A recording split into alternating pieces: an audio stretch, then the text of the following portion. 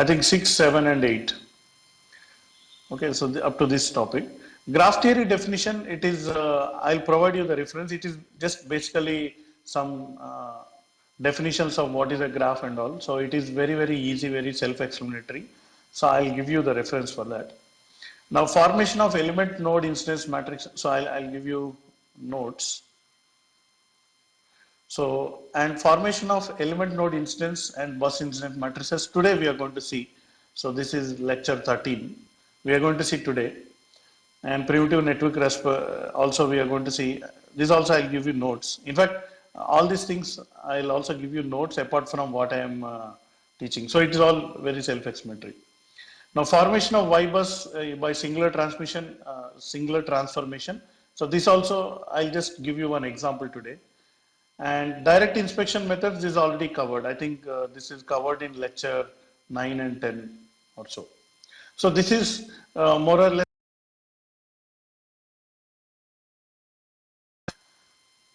So coming to unit 2, I have also put down the topics of unit 2. So in unit 2, we have necessary of power flow studies. I think you already seen this. This is, the challenge problem.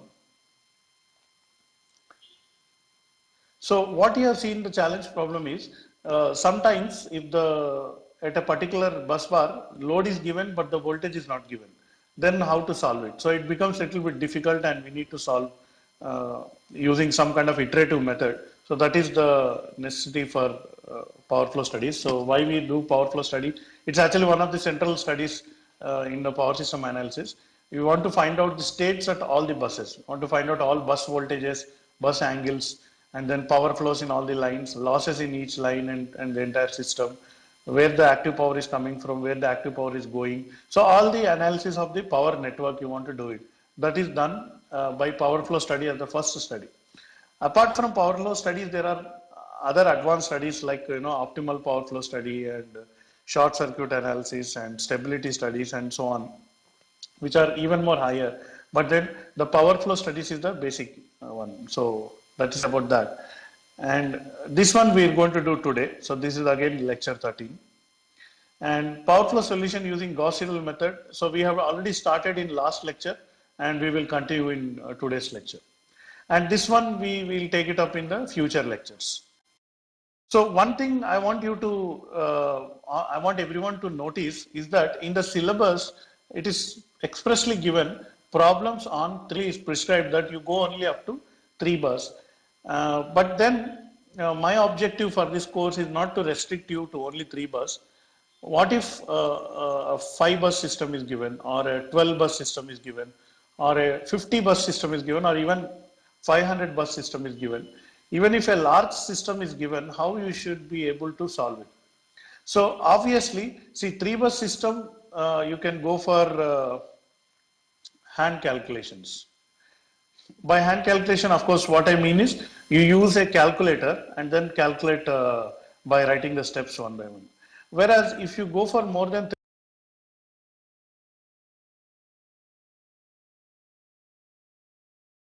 using a computer.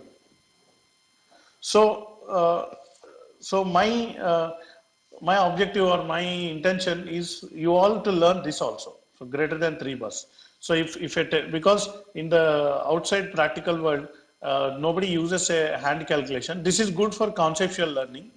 But then if you want to get more practical knowledge and then you want to be matching the industry requirements, then you should go for more than 3 bus system also, which we will also try to see today. So the other topics, as I mentioned, this will be in the later lectures. So this one, all these 3 will be in the later lectures. Now coming down, I have created a small website in Google site where I am uploading the contents. So if possible, let me open it and show you.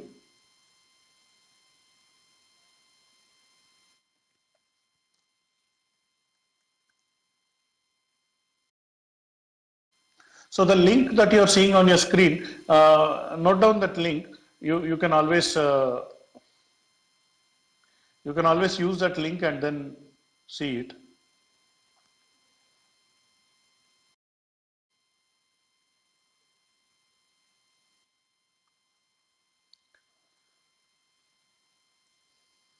fancy. Just I have given the list, and in the list you can see this one. So I also noticed that the video of this lecture is being recorded, and whenever the video is made available via YouTube or so, I have also provided the video link. So here you see for lecture 10 we have a video also. All this PDF is nothing but whatever notes I am drawing on the screen. All that notes I am converting to PDF, as some of you might already know. So you can always download the notes. So this link will be same. Every time I cover a new lecture, I will add the I'll add the contents in this particular list of lectures. So try to use this every day after I finish the lecture, maybe within next half an hour or 1 hour, I'll upload the notes in this lecture. So kindly use this feature. Okay, so let me come back to our class today. From the syllabus I'm going to cover, but then as you may have noticed, I have covered much more than whatever is there in your syllabus. The intention is to try to develop the subject from basics, and then sometimes directly jumping to the more advanced topic you may not catch up. So I started with the basics of AC circuits and all this thing. So with that intention I am going all the time. I'll try to cover most of the syllabus that you have, but some of them you can also go for self-reading. And some of the things which I tell over and above your syllabus, that you should show interest, and you should learn, because don't be restricted by whatever is there in your syllabus. Try to learn the subject to the maximum possible you can. So let's start today's class. So last lecture I had given two failed examples. So I try to show failed example from lecture 12. So this is lecture 13. So from lecture 12, I had given one example. I tried to show how Gauss-Seidel load flow works, but then we failed. But that means that Gauss-Seidel was not able to find the solution. The reason, etc., we will discuss now. It's very basic. So the two equations we looked at was 3x plus 4y equal to 7, and then 9x minus 8y equal to 2. So if I write this equation in the matrix form, I get like this: 3, 4, 9 minus 8, and then here I get xy, and here equal to 7, 2. So this is denoted in the form of A into x equal to B. So this matrix is represented by A. So although this is x and y, two unknown variables, so this is 2 rows, 1 column, and this B vector is, what is the condition for Gauss-Seidel method to find a solution?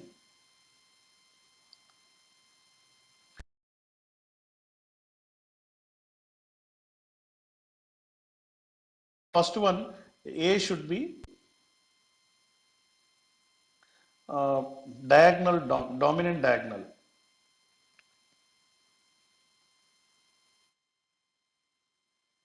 Or so this is matrix A. Matrix A should be, so this is B. Either it should be dominant diagonal, or it should be positive definite.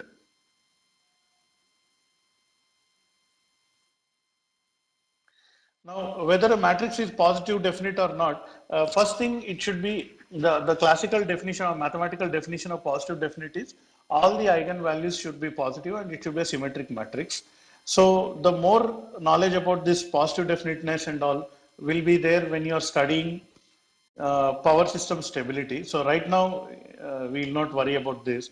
You look at the matrix A, it is not symmetric. Symmetric means rows and columns should be A equal to A transpose, that means it is symmetric. Obviously it is not symmetric here because 4 and 9 are not equal, so it is not symmetric. So the condition number 2 is not followed, and A should be dominant diagonal. That means if I add all the magnitudes of all the elements, so in the off diagonal elements, it should be less than the diagonal. So diagonal should be more. But here 3 is less than 4. So this fails. Here also, it doesn't matter with 8. You can look at the magnitude.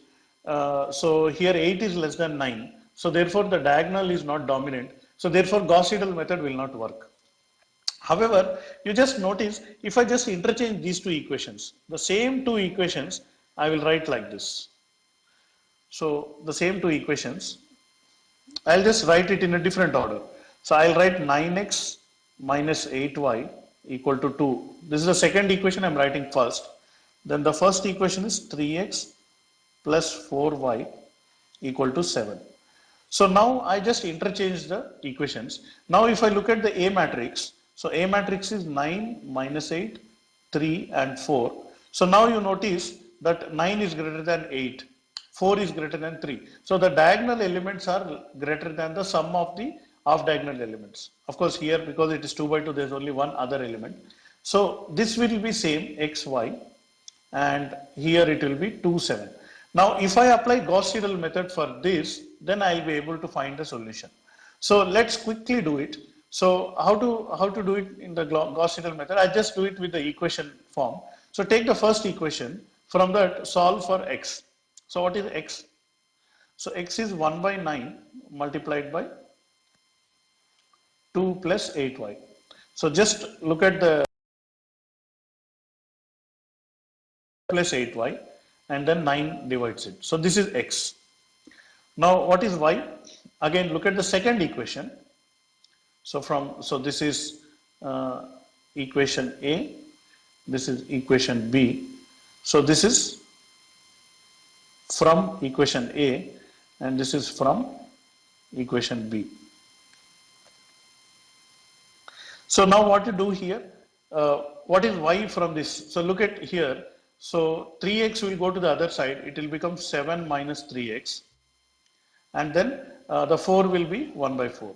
So now these two equations, if I simply do Gauss-Seidel iteration, then I'll get the solution. So let the starting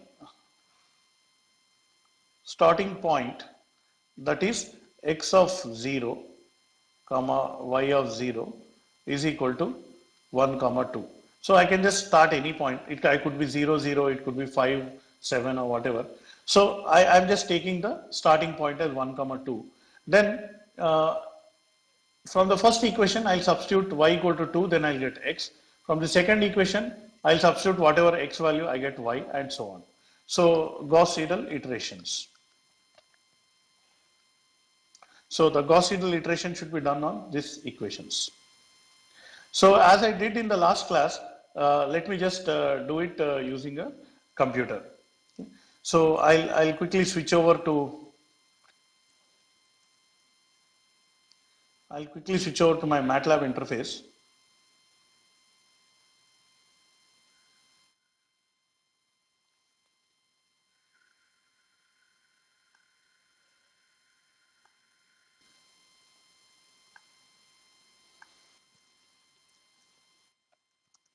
So I'm starting my program. So all the time I clear the variables and then clear the screen. Then here I will write my initial value of x is 1 and initial value of y is 2. So I could choose any initial value. Then here I'll just use for I equal to 1 to 15. So I want to run the for loop 15 times, and just that I'll just write this equation. So what are the equations I had shown before? So x equal to, so 2 plus 8 into y divided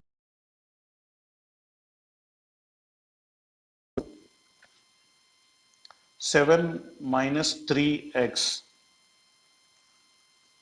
3 into x divided by 4. The results. So I will display the value of I will display the value of x, and I will display the value of y. So just I want to show how many iterations are over, and then at the end of that iterations, what is the values. Okay, so this is a very simple program.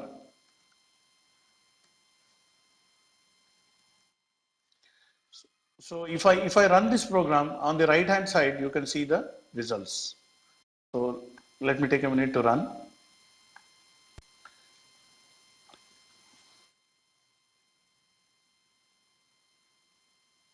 So on the screen on the right side, you see three columns of numbers. So the first column is iteration 1, iteration 2, iteration 3, and so on. 15 iterations we are doing.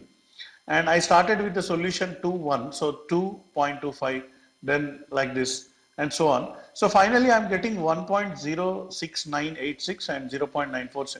But then if you notice the previous iteration number 14 and 15, still there is a, although these values are very close, still I can run for more iterations.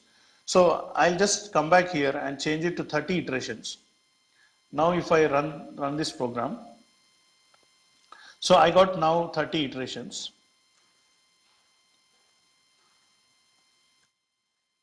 So now at the end of 30 iterations, you can see all the iterations on the screen. At the end of 30 iterations, the value is 1.066 and 0.95001. So this is the solution that we got. So, so I hope you understood this. Last class it was not working because the matrix was not diagonal dominant. So let me come back to our lecture. So these are my answers. So x equal to and then y equal to.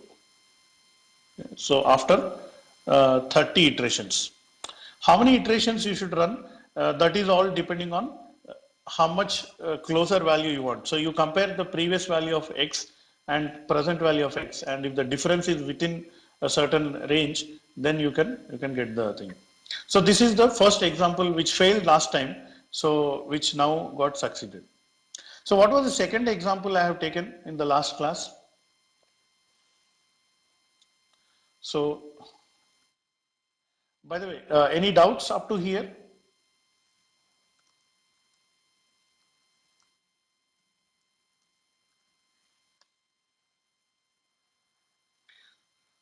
So what is the main idea of Gauss-Seidel method? The Gauss-Seidel method idea is you write it in the form of x equal to y equal to and then solve them iteratively. So although in x you require y and in y you require x, you still be able to find the solution provided the conditions I mentioned above.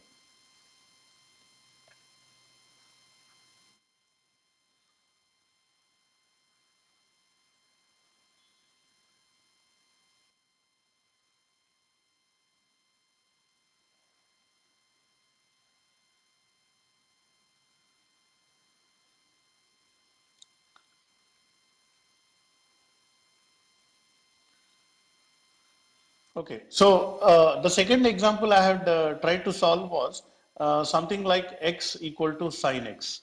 So if I think I have used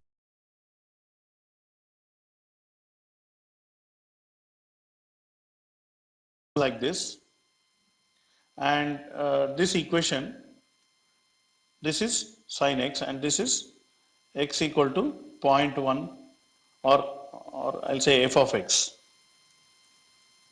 Basically y equal to 0.1 x. And whereas in this one, y equal to sine x. So at the point of intersection, I want to solve. I want to find out what is the point of intersection. But then it turns out that the Gauss-Seidel method doesn't apply properly here because sin x is not a kind of a linear function. Okay. So GS applicable for linear functions.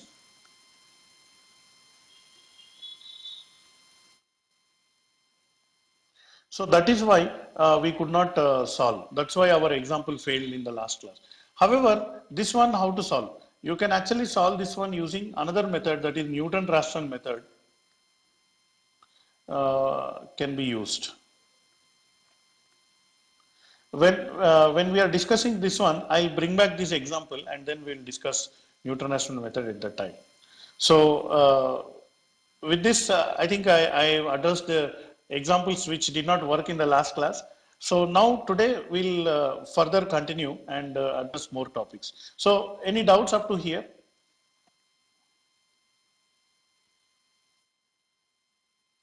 So just take a minute or two. If you have any doubts up to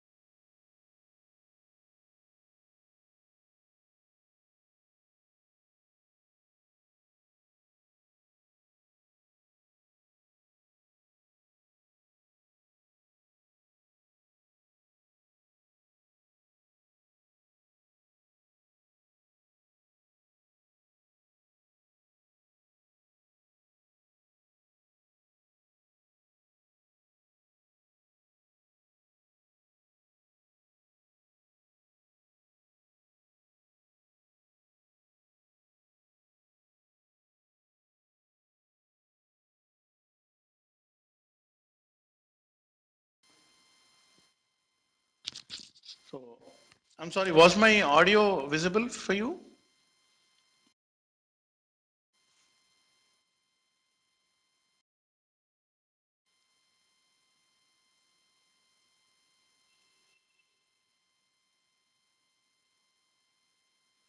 Okay, so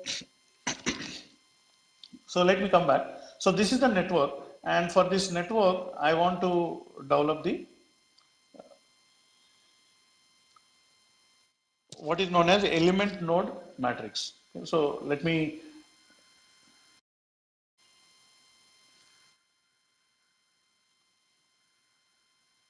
I think I'll make some place. I'll move these items down. So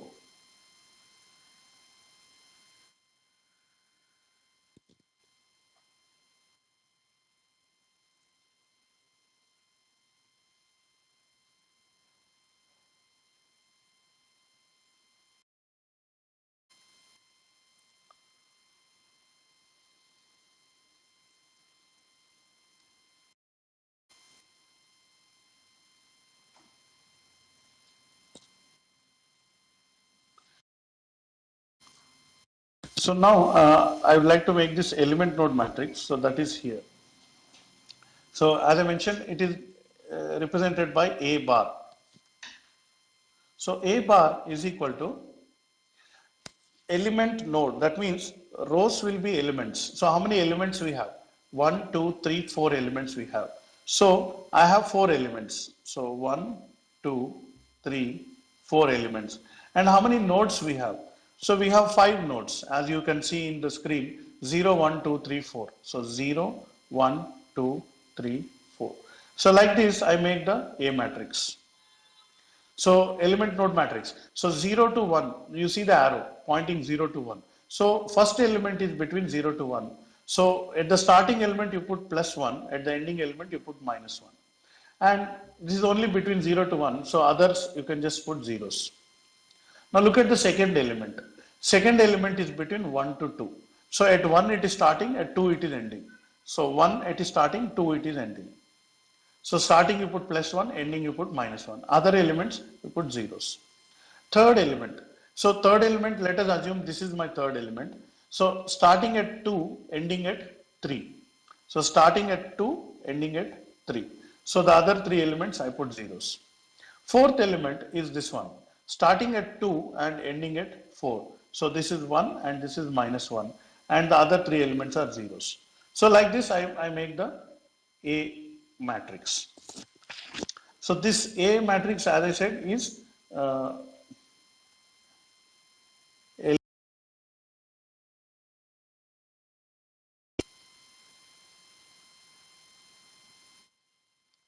now next step is element bus incidence matrix. So how to get the element bus incidence matrix?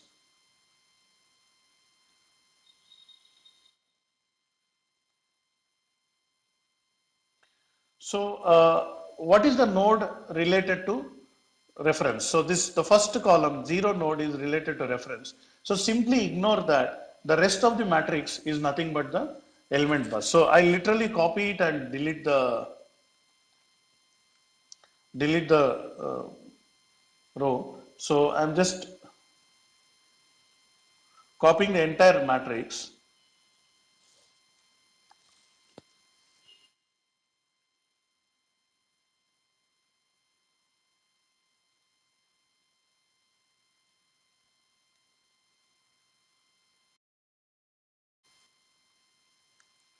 So as you see, I copied it, and now it is no longer element node instance matrix. It is element bus matrix. This bar is not required. And then I simply delete the first column. So what is the size of this? Now it is size of this is 4 rows and 4 columns. So this itself is the element bus instance matrix. So it is very easy to construct. So this is your A. So how you use this? So the usage of this is to find Y bus. Okay. So that is what I am going to explain. How to find Y bus using element bus incidence matrix.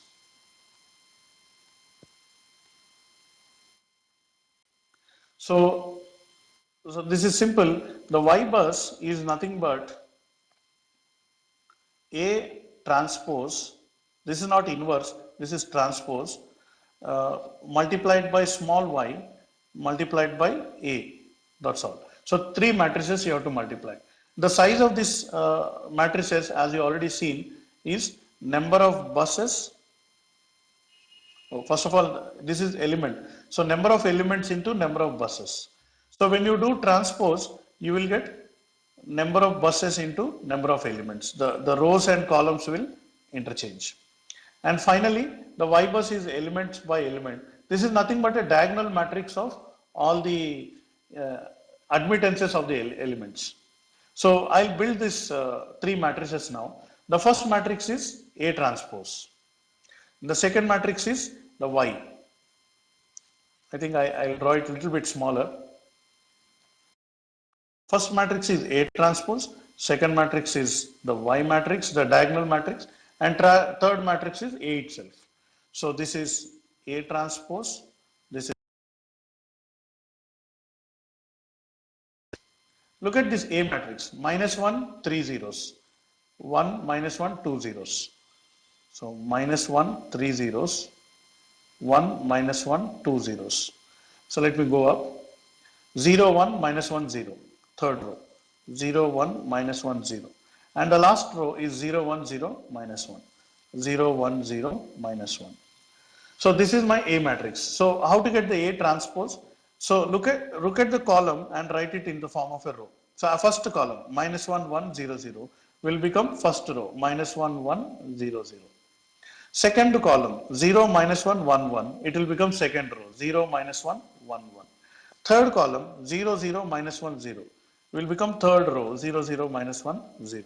Last column, 3 zeros minus 1, 3 zeros minus 1. Now what is this y? Y is the inverse of the impedance or the admittance diagonal matrix. Okay. So let's look at the first element. So what is the first element in our network? So we have four elements, 1, 2, 3, 4. So if I convert this into admittance, 1 by j 0.333. So this is become minus 1 by j3.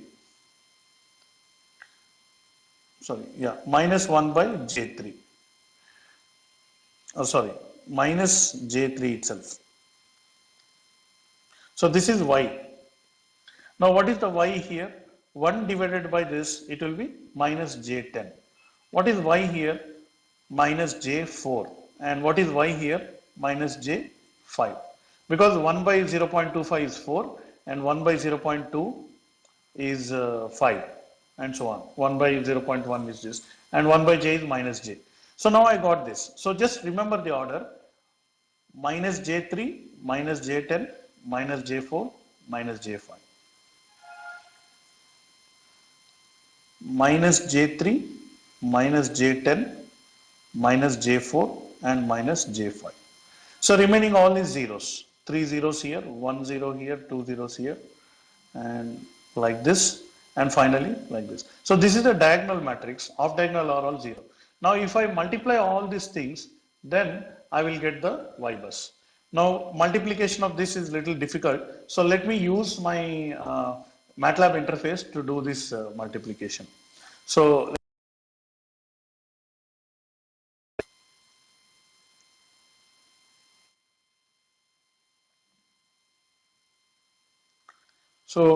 I see the message screen is not shared, but I hope my screen is visible to you all. So is my screen visible to you all? Okay, good. So now I'm going to my MATLAB interface. So let me create a new program. So clear all and CLC. So you can see the code now. So I'll just simply define my A matrix here. So what is my A matrix? Minus 1, 0, 0, 0, 1, minus 1, 0, 0. That is my second row. And third row is 0, 1, minus 1, 0. And fourth row is 0, 1, 0, minus 1. So I think this is my A matrix. Now once I got my A matrix, I'll just define my small y. So small y is just a diagonal matrix. So diagonal matrix of, so here j is not used because it's a minus 3 I I'll use because it's a, in MATLAB we have to use I. So 0, 0, 0. This is the first row. Now the second row is 0, minus 10i, 0, 0. And the third row is 0, 0, minus 4i, 0. I think you have written down in your notes the same thing, I'm just copying here. 0, minus 5i. So that's it. I got y. So directly now I get y bus equal to. So A transpose. So in MATLAB A transpose is A dash. So multiplied by small y multiplied by again A. So if I do this multiplication, I will be able to find the y bus of the system. So save this program.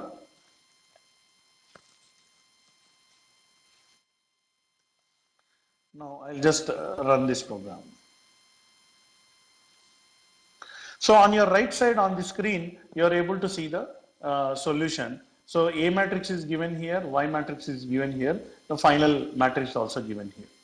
So let me copy this to the screen. So Y bus.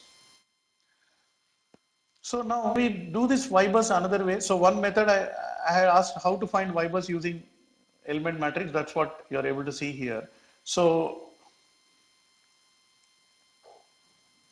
can we find the Y bus just by observation? So of course you can find that. That's what we have seen. So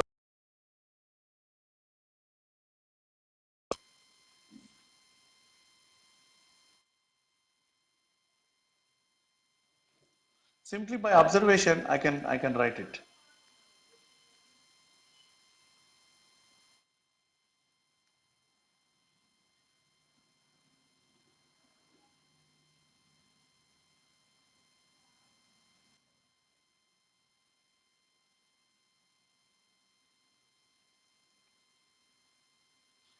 So here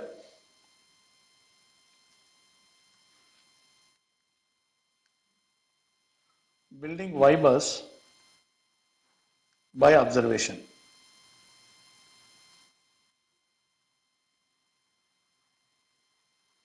So what was the technique? You remember? So this is a four bus system because the ground bus we don't count.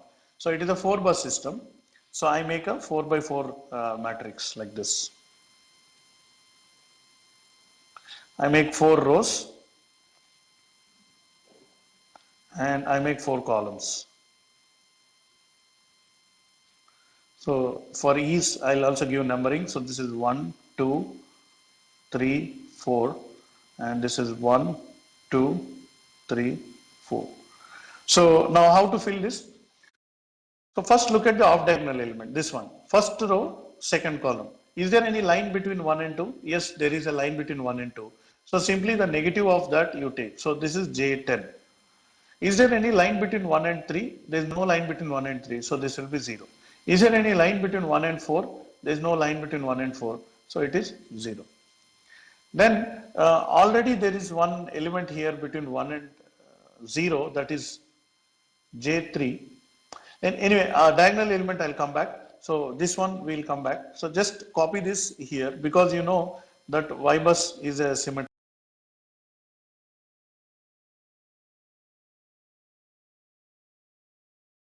Minus J4. So I put the minus here, remove the minus, so it will become J4. Line between 2 and 4 is J5. So I'll put J5 here. And this 2 I'll copy it here. J4, J5. What about the bus number 3? Bus number 3 connected to 2, already it is covered. Not connected to 4. So these two are zeros. So now add all the elements here for bus 4. So there is no 4 to ground, no connection. So just simply negative of that. So J5 it will be. Now add all the elements here. Total is J4, 0 plus J4 plus 0. And there is no element connecting 3 to ground. So it is simply the elements. 4 plus 10 is 14. And 14 plus 5 is 19. So it will be minus 19. Again, there is no element connecting 2 to ground. So minus 19. Here 10 plus 0 plus 0 is 10, but then one element 3 is connected to the ground. So just add that also. So it will be minus J13. So this is the Y bus just by observation. Now if you notice, so the same solution we got before also. So you see this one minus 13 plus 10 0 0, 10 minus 19 4 5, and so on. This is exactly same answer we got as before. So same answer as before. So in summary, what you have is how to build Y bus. So one is using element bus incidence matrix. So you say, so another method is by observation. So So what is the observation? Off diagonal element Yij. So I'll use the capital letter Ij is equal to minus of small Yij. So if there is Ij, otherwise it is 0. And then the diagonal element Yii is nothing but sum of Yij. So j equal to 0 to n. So simply add all the row and then of course you put a minus sign again. So this is the simple algorithm. See, I just explained the procedure, but then this is just mathematically writing, how to create the whiteboard. You can write a software program. We have already written software program and we are able to do this also. So I think this covers the your matrix and element bus incidence matrix and so on. So this is how you build the Y bus. So any doubts up to here?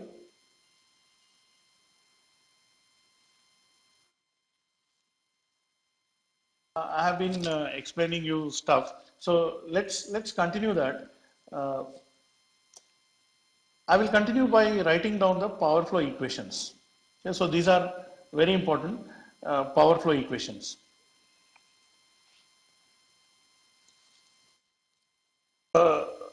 Not very easy to derive because you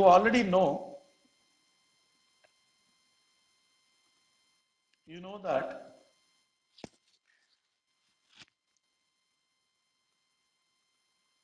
I bus equal to Y bus multiplied by V bus. So you already know this. There is nothing new in this. So we had done this last 3-4 lectures. So what is the size of this matrix? It has n rows and one column. So each element in this nothing but the bus voltage. So this is a complex number. This is a complex number. This is also complex number. So what is the size of Y bus? It is n cross n. And what is the size of I bus? It is n cross 1. So if I do this multiplication of these two matrices, I get the I bus. So what is the definition of I bus? It is externally injected currents.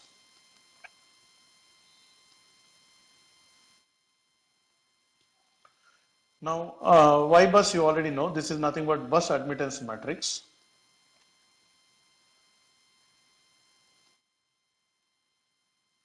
And this is nothing but uh,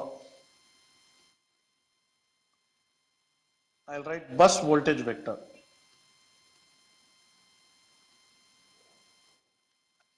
So by the way, this is derivation.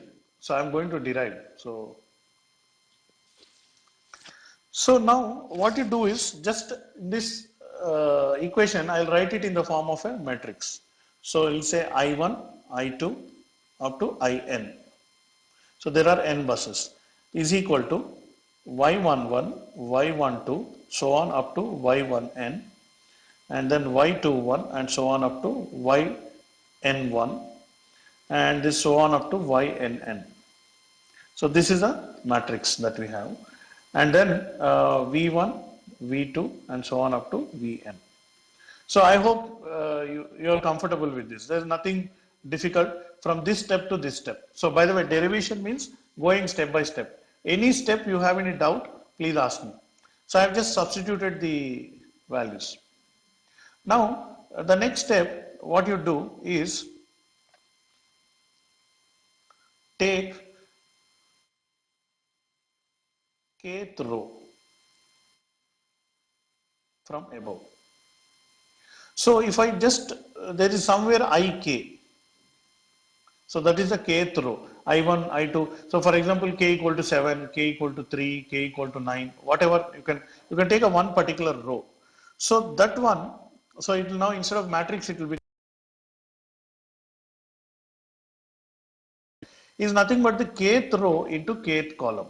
So the kth row will be yk1, yk2 and so on up to ykn.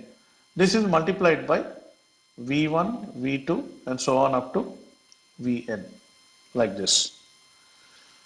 So this is a row matrix multiplied by column matrix. So I can write it like this. Ik equal to yk1 v1 plus yk2 v2 plus and so on up to ykn vn, like this. So again these are all complex numbers as I mentioned. So or in short I can write Ik is nothing but summation of yk1 v1 or yki vi where I equal to 1 to n. I am just doing it in the summation notation. So this is, let's call this as equation A. Now you also know what is Ik. So Ik is nothing but complex current entering into bus K. So if I just denote it as bus K and there is a load, so there may be a generation also. So I don't know whether it's a load or a generation. Let me indicate both.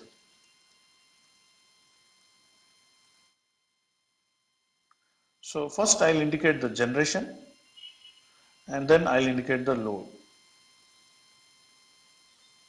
See, at any bus from the externally either a load is connected or a generator is connected. So, so let's call it PG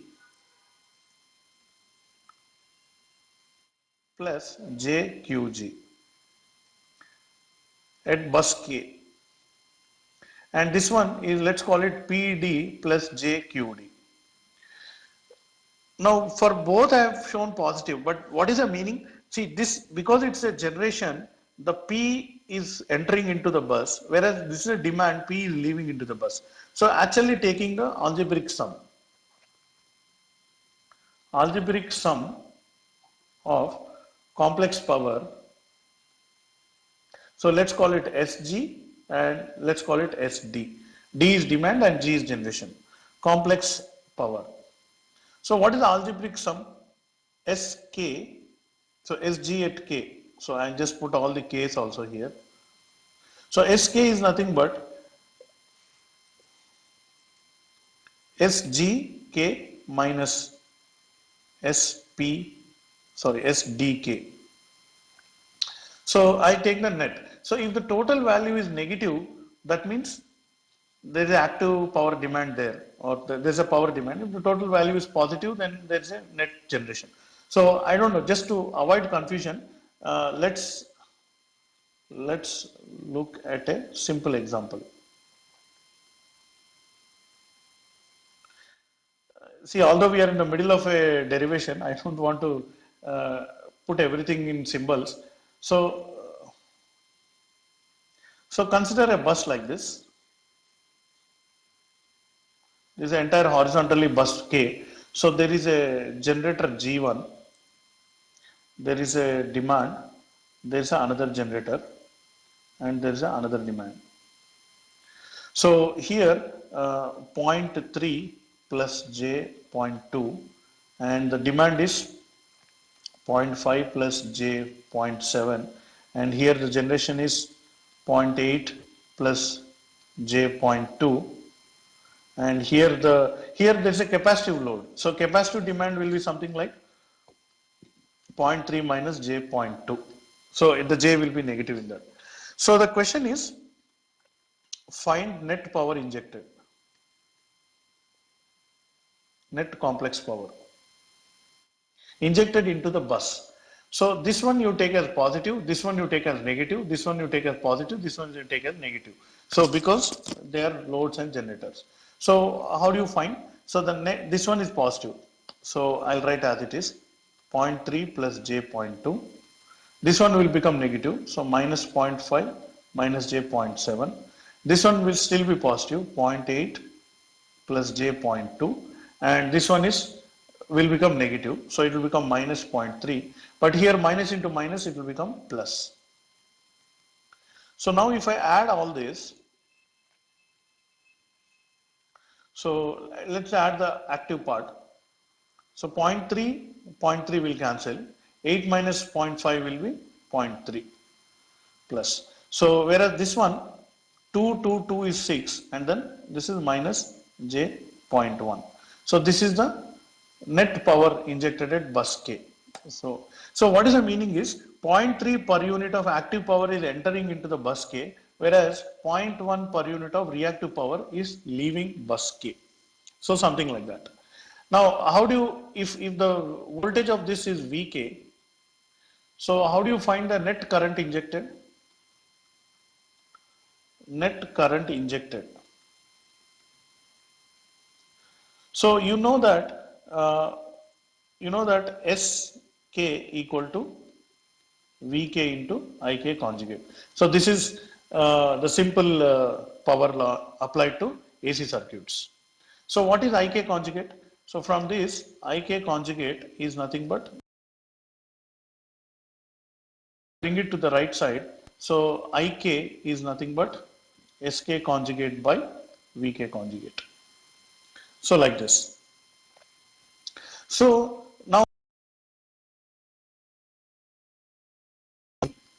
now you compare equation A above,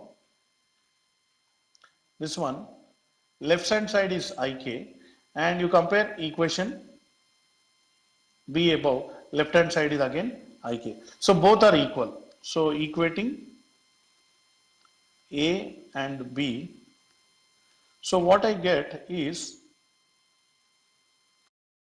Ik equal to Sk conjugate divided by Vk conjugate, which is also equal to sum of I equal to 1 to n Yki Vi. So this is what we had just now written above also.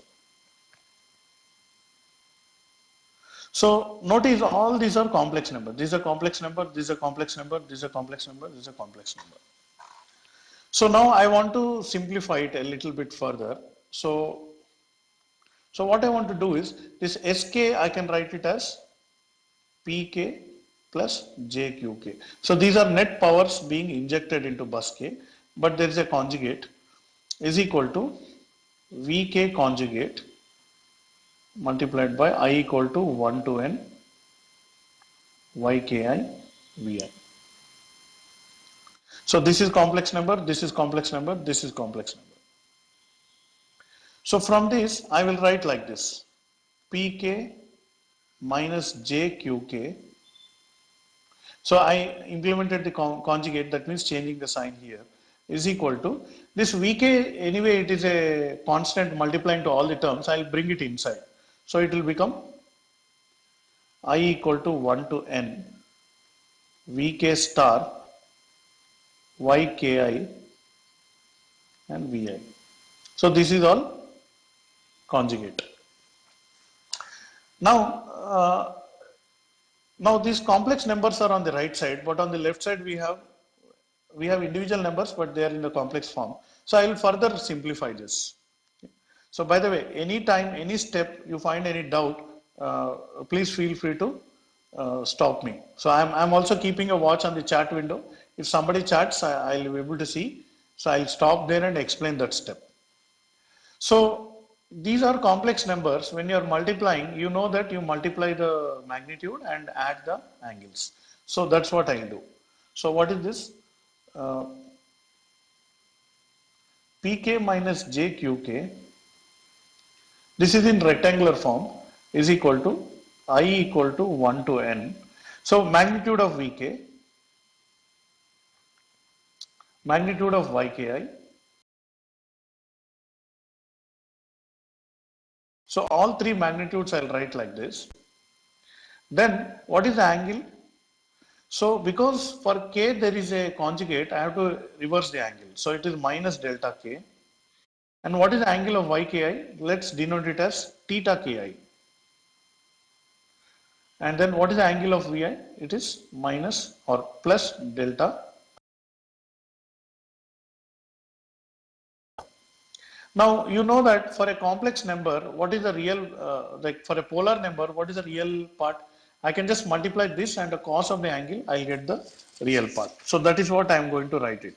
Separately, I will write the angle. So how I'll write the angle is like first So let's write here.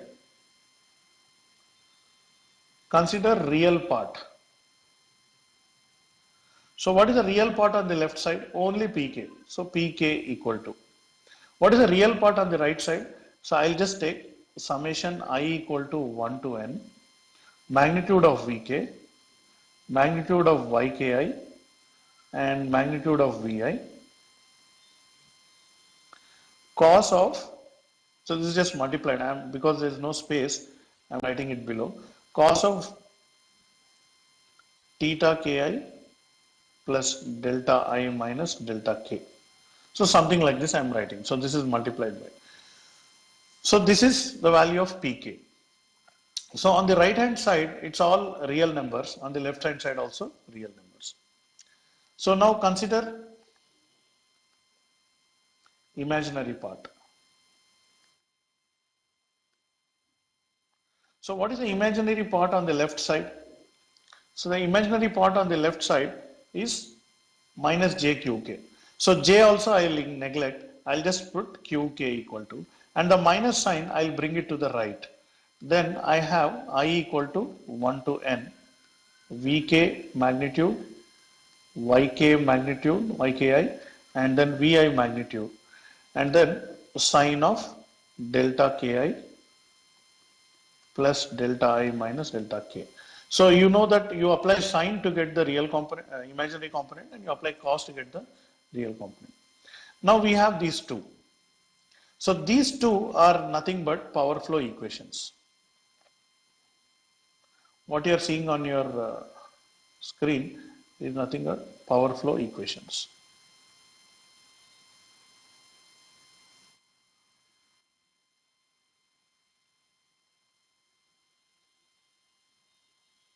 Appears two equations, but then k can be, so here k equal to 1, 2, 3 up to n. So there are 2 into n equations for power flow you are having. The first at the top, power flow equations, and then slowly building from that, I finally derived this power flow equations. These are very, very important. So all the time we use, in fact today again we are going to use this for our Gauss Seidel load flow.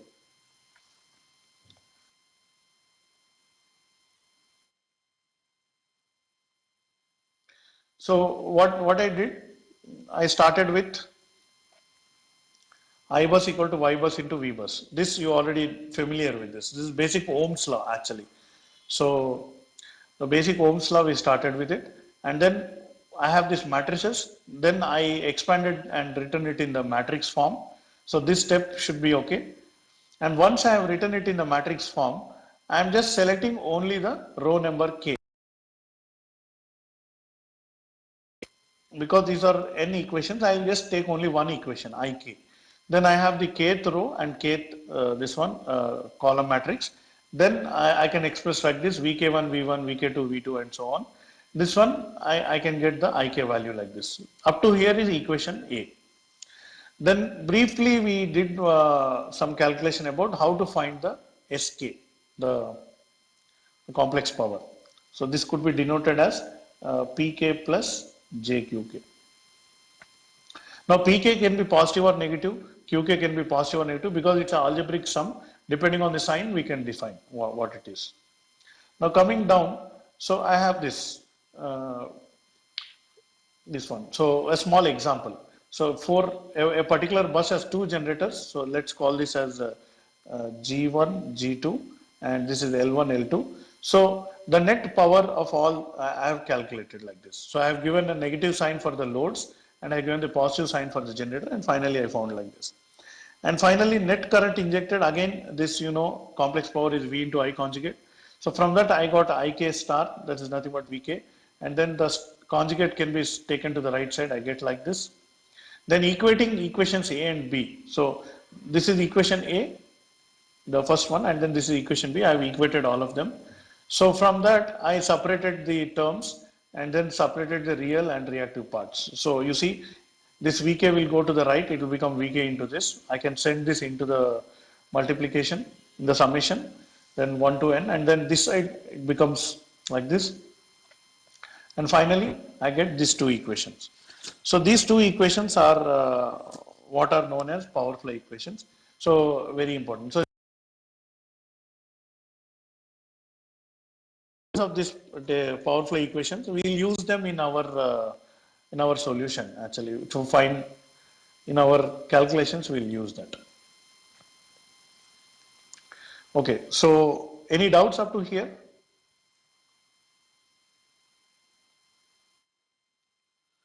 Okay. So we'll take three bus problem. In the previous class, we already solved a two bus problem. In fact, the challenge 10 and 11 and so on. The challenge problem is actually a two bus load flow problem. So let us slightly do a three bus load flow problem. In fact, three bus load flow problem also we have solved before. So let's do it using Gauss-Seidel load flow. So before I give you the problem, I'll just quickly explain you how we can write the Gauss-Seidel load flow in this case. See, for a three bus system, what are the unknowns?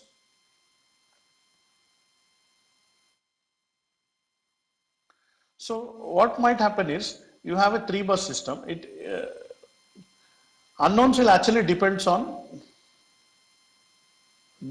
what is connected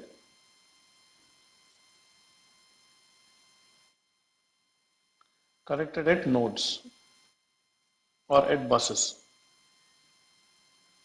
So we'll take two examples. I think we have about 20 more minutes. So we'll solve a one basic problem in this 20 minutes, and then more advanced problems. As I promised, three bus is what is your syllabus is prescribing, but then we will also solve a five bus system or six bus system or a larger bus system in the next.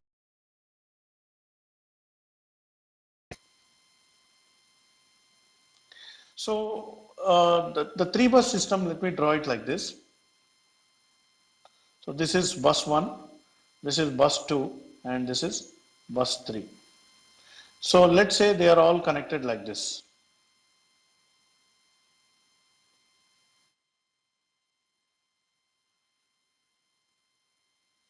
In fact, I'll consider a double circuit line between buses 2 and 3.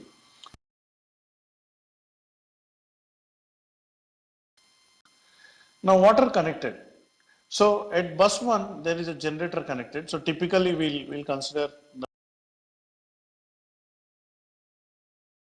load connected, and at bus 3 also there is a, let's say there are two different loads are connected at bus 2. So I'll give the values. So already we have discussed the topic of per unit systems. So I had converted the loads into one common per unit base, and then here the load, let's say it is 0.6 minus j 0.3 per unit. Minus indicates that this is a capacitive load. Okay, so just remember that. So here I have two loads. So let's say this load is 0.5 plus j 0.3, and let's say this load is 0.9 plus j 0.7. So both are inductive loads I have connected here at bus 3. Now between 1 to 2, let's say this is, I'll directly mention the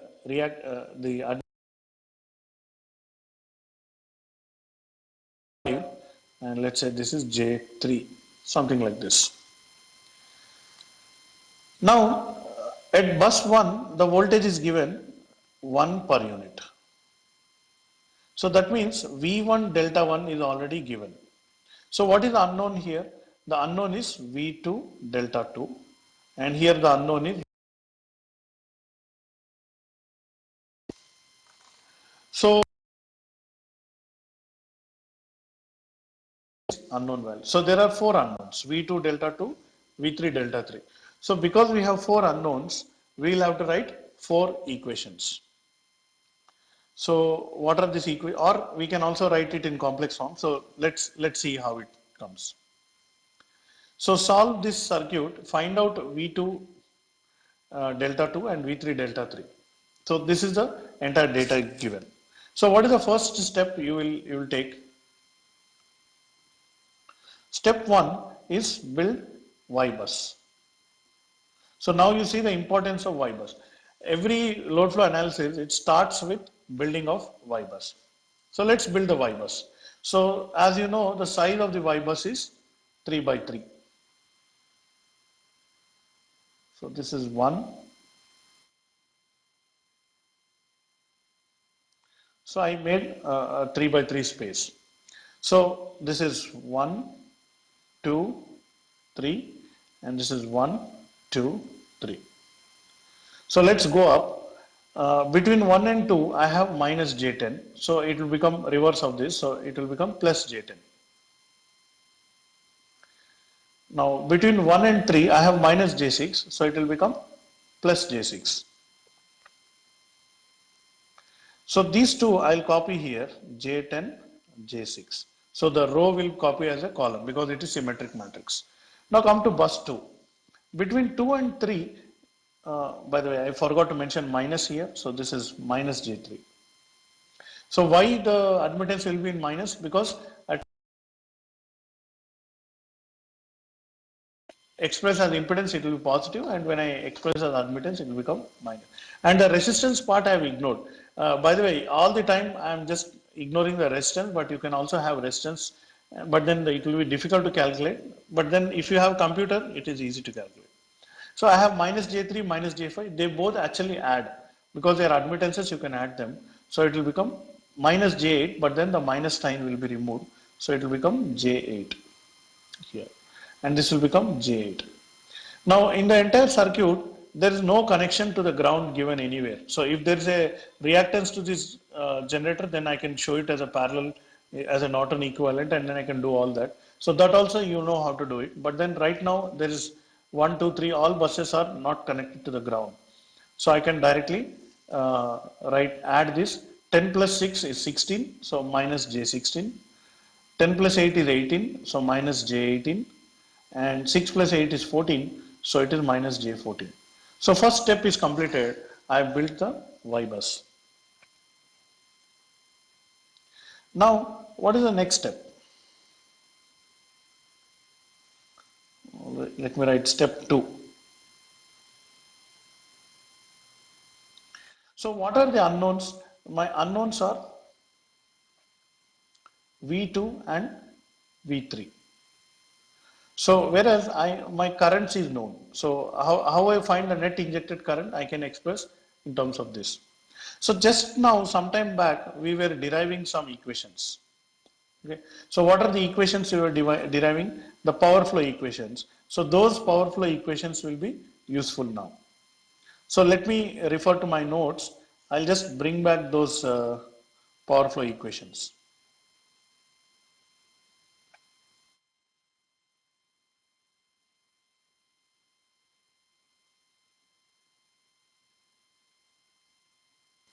So I have this. So from all of this, I want to write what is Vk. So what is Vk? Complex number. So this Ykk will become 1 by Ykk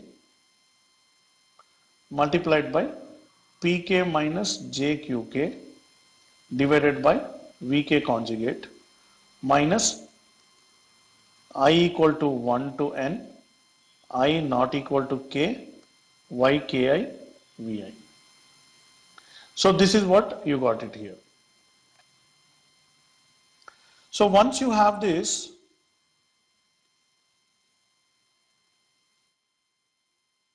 so I can write V2, V3 because my unknowns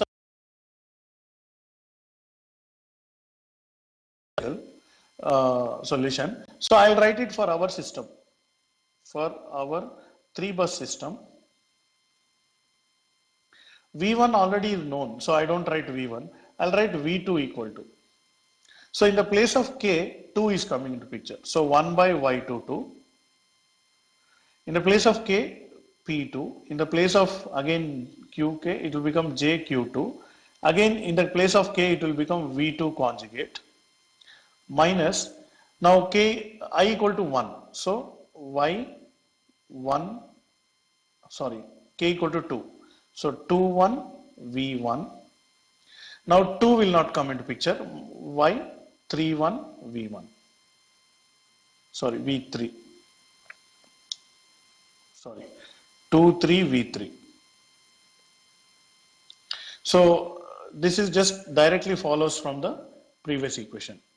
So this equation is for V2. So what is V3? So again notice these are all complex numbers. So of course this is itself a complex number. So this is a complex number. What is V3? So 1 by Y33. Just I'll substitute P3 minus JQ3 divided by V3 conjugate minus Y31 V1 minus Y32 V2. That's all. So Y33 V3 term will not come. So these two equations I will have to solve it iteratively. So these two, because my unknowns are V2 and V3, I have written equations for V2, V3.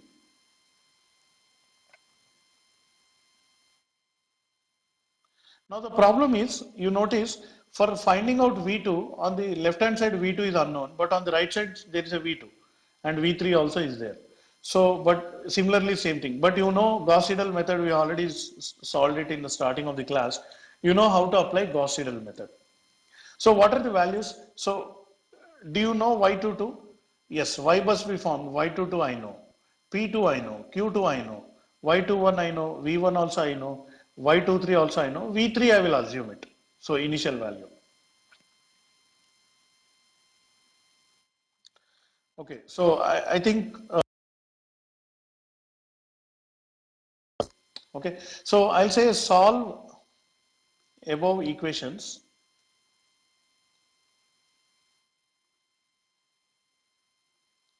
using Gauss-Seidel method.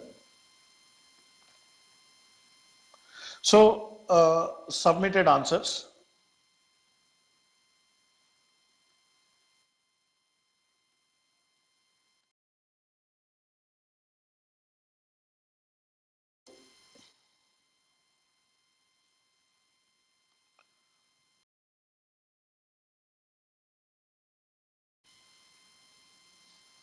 Poti Sriramulu Engineering College. So V2, basically V2, V3 values they are given.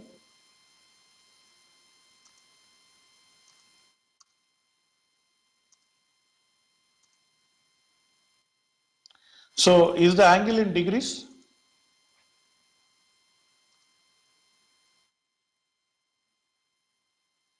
So according to this solution, so you are saying V2 equal to 1.033 at an angle of 1.847 degrees, and V3 equal to 0.97 at an angle of 4.9 degrees. So I can already say that this is a submitted answer is not correct, because power flows from higher angle to lower angle, but here the angle is positive. Okay, so delta 2 and delta 3 are positive.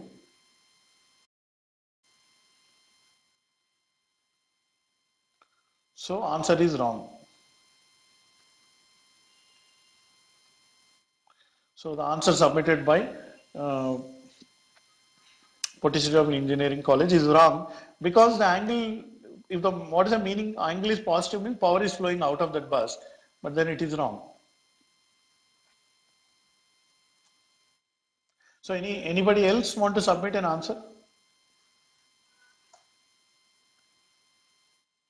Let me just.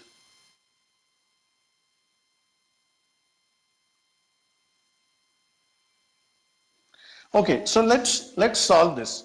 So what I do is, this is a screen. I'm just putting these equations. V2 equal to V3 equal to. I strongly suggest all of you to note down these values.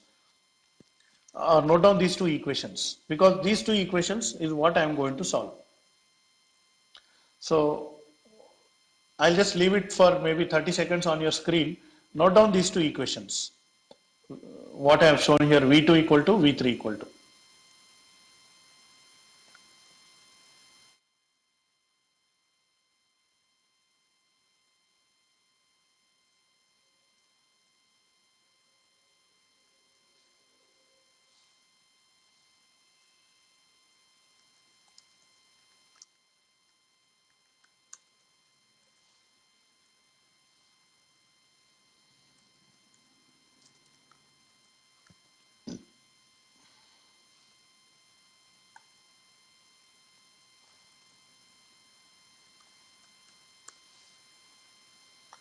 So I hope you have noted down.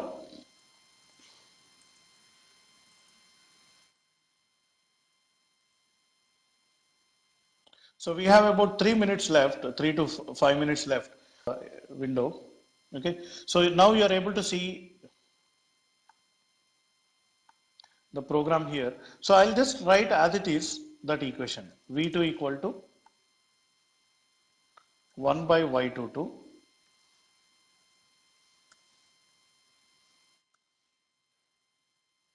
multiplied by P2 minus Q2I divided by conjugate of V2 minus Y21 into V1 minus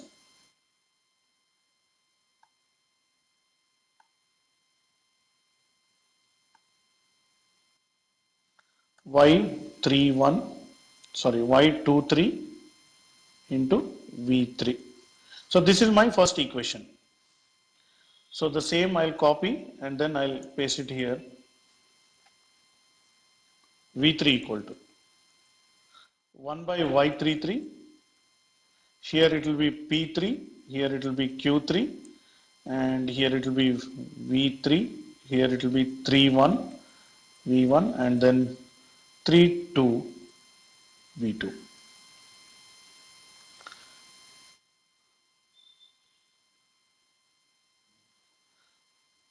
So they are just corrected your solution. Just put a minus sign. Then it will be. Let's see whether it will match with my answer or not. So I want to run this in the for loop for m equal to 1 to 5. So I want to do 5 iterations. So I'll say disp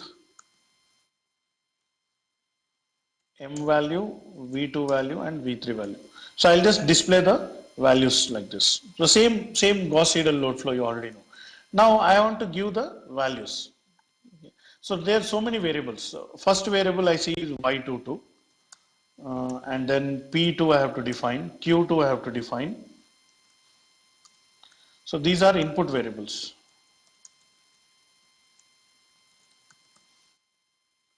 And v1 I have to define, and so all y's I'll put here.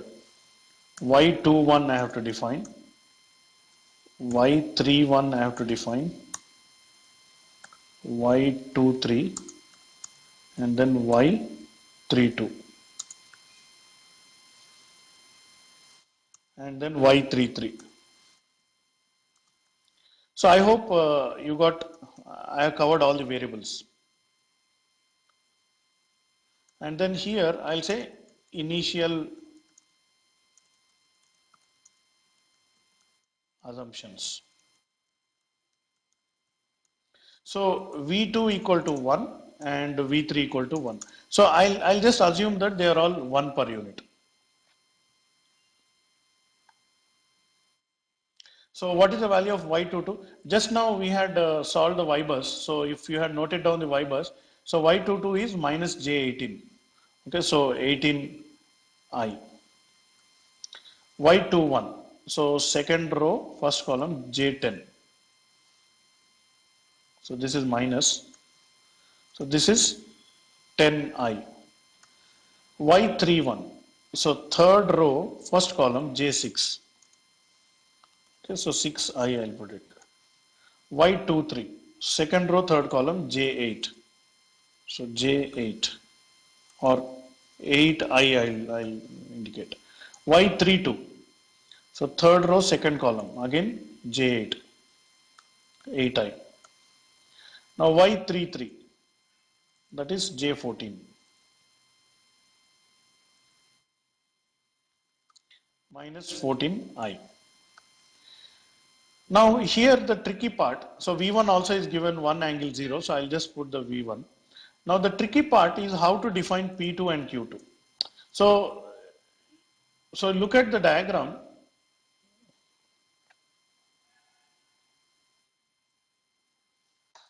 to net power injected into the bus. So because it's already minus, it will be plus.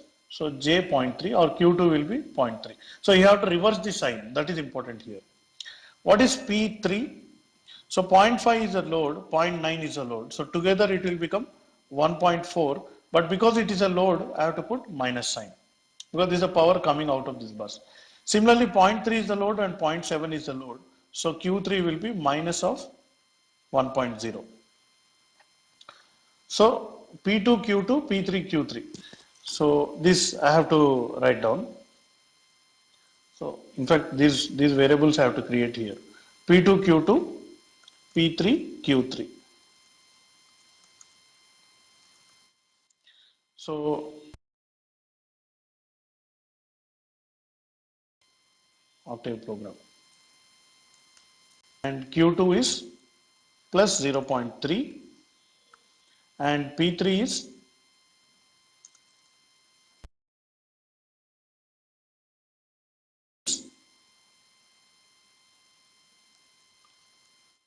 minus 1.0. Okay. So I have all these values entered. So now simply I have to run the iterations and then I will be able to solve the program. So I hope I have covered everything. So if there are no errors, so already a lot of colleges are submitting more answers. So let's verify all these answers. So so before I run my program, because you're all submitting your answers,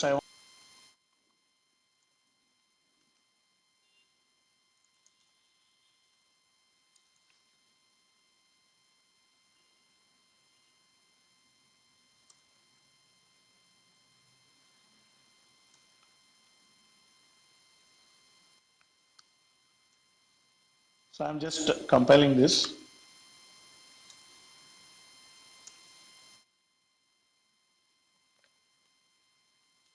So, so these are the answers. So let's check our answer. So I come back to my program.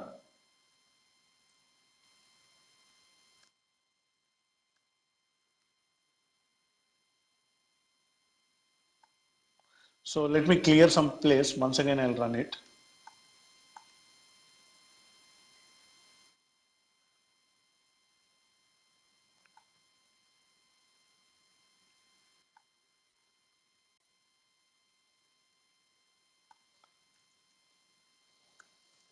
I'll only print V2 and V3. So here I'm getting the answers. Okay, so I noticed that within 5 iterations it is not fully converging. So let me make it 10 iterations. After 10 iterations, or maybe 15 iterations, after 15 iterations, what I'll do is this absolute value of V2 followed by angle of V2. So angle of V2 into 180 by pi. Same way, absolute value of V3 into angle of V3. So I just changed the code to display the final solution.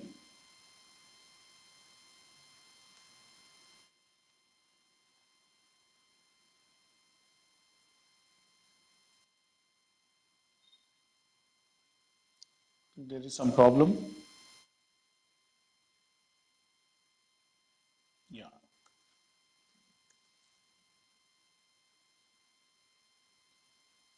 So here I'm getting the final solution.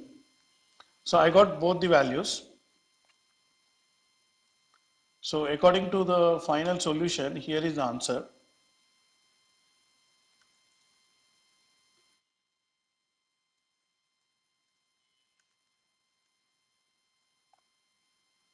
Solution from code.